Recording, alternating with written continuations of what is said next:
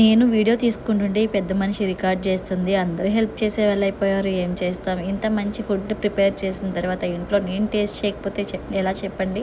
నిజం చెప్పాలి అంటే నిన్న నైటే టేస్ట్ చేసేసాను నేను. ఇప్పుడు బయటికి వెళ్తున్నాము. ఏదో కొంచెం తిని వెళ్ళాలి కాబట్టి తింటున్నాము. అన్ని వెరైటీస్ వేసేసుకొని నేను మా హస్బెండ్ కొంచెం కొంచెం తినేసి వెళ్తున్నాను. నా యూట్యూబ్ వీడియోస్ చూసే వాళ్ళందరికీ తెలిసే ఉంటుంది. ఇంట్లో నాన్ వెజ్ ఏదైనా స్పెషల్గా చేశాను అని అంటే మార్నింగ్ టిఫిన్ అయితే స్కిప్ చేసేస్తాను. ఇది టిఫిన్ అయినా అనుకోండి, లంచ్ అయినా అనుకోండి. ఇంకా వచ్చిన తర్వాత లంచ్ చేద్దాంలే, ఇప్పుడు కొంచెం లైట్గా తినేసి వెళ్దాము అని ఇద్దరం కొంచెం కొంచెం ఫాస్ట్గా తినేస్తున్నాము. టైం అయిపోతుంది. చెల్లికి క్యారేజ్ తీసుకెళ్ళాలి కదా, పాపం చెల్లి కూడా ఫుడ్ తినాలి.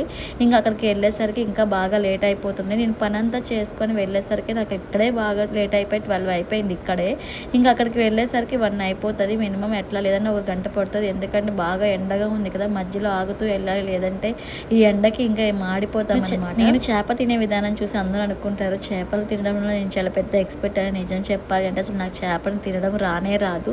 పొట్ట ముక్క ఒకటే అంత కాన్ఫిడెంట్గా తింటే అందులో ముళ్ళులు ఉండవు కాబట్టి మిగతా చేప మొత్తం మా హస్బెండ్ని ముళ్ళులు తీసి ప్రశాంతంగా కూర్చొని ఓపిక్గా పెడతారు పాపం. ఇంకా తినేసిన తర్వాత చెల్లి దగ్గరికి అయితే స్టార్ట్ అయిపోయాం.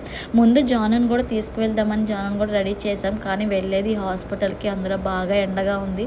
ఈ ఎండకి మనమే ఉండలేము. ఇంకా జాను అంత దూరం జర్నీ చేయించడం అవసరమా అనిపించి ఇంకా అమ్మ దగ్గరే వదిలేసి స్టార్ట్ అయిపోయాము. పిల్లల్ని ఇంట్లో వదిలేసి వెళ్ళడం మాకేమీ సరదా కాదు, వాళ్ళను కూడా తీసుకువెళ్ళాలని మాకు అనిపించింది. కానీ మేము ఇబ్బంది పడేది కాక వాళ్ళని కూడా ఎందుకు ఇబ్బంది పెట్టడం అని చెప్పి బయటికి తీసుకువెళ్ళమంతే. కానీ చాలామంది అనుకుంటారు పిల్లల్ని ఇంట్లో వదిలేసి వెళ్ళిపోతారని. పిల్లలు ఇంట్లో ఉన్నా సరే మనసంతా వాళ్ళ మీదే ఉంటుంది. ఇంకా వెళ్ళే దారిలో కొబ్బరి బొండ నీళ్ళు కనిపిస్తే ఆగి చెల్లికి కొబ్బరి బొండ నీళ్ళు అయితే తీసుకెళ్తున్నాయి. ఎక్కువ మెడిసిన్స్ యూజ్ చేసింది కదా, అక్కడ ఎక్కువ ఏమీ దొరకవు. ఇంకా ఇక్కడ నుంచే తీసుకెళ్దామని దగ్గరలో సెంటర్లో తీసుకున్నాం. మళ్ళీ ఇంటి దగ్గర తీసుకుంటే హాస్పిటల్కి వెళ్ళేసరికి పులిపు వచ్చేసి పాడైపోతాయని ఇంకా కొంచెం హాస్పిటల్కి దగ్గరలో ఉన్నాము అనగా తీసుకున్నాం అనమాట.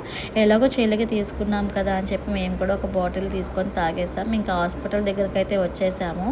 మీకు ఈ హాస్పిటల్ గురించి ఒక ముఖ్యమైన విషయం చెప్పాలి, అది నెక్స్ట్ వీడియోలో అప్డేట్ ఇస్తాను. అందరికీ యూజ్ అయ్యేదే చెప్తాను. నేను ఏది చెప్పినా కూడా నేను కళ్ళతో చూసి నాకు నచ్చింది ఇంకా అందరికీ చెప్పచ్చు అని కాన్ఫిడెంట్ నాకు వస్తేనే చెప్తాను, అది ఏదైనా సరే. అలాగే మనకి ఏదైనా ఉపయోగపడిద్ది అంటే కూడా మీ అందరితో నేను ఖచ్చితంగా షేర్ చేసుకుంటా కదా. మరి నెక్స్ట్ వీడియో కోసం వెయిట్ చేయండి. ఇంకా ఈ వీడియో అయితే అంతే. మళ్ళీ నెక్స్ట్ వీడియోలో కలుద్దాం. ఇంట్రెస్ట్ ఉన్న వాళ్ళు మన ఛానల్ని మర్చిపోకుండా సబ్స్క్రైబ్ చేసుకోండి. ఇంకా ఈ వీడియో అంతే. Bye bye.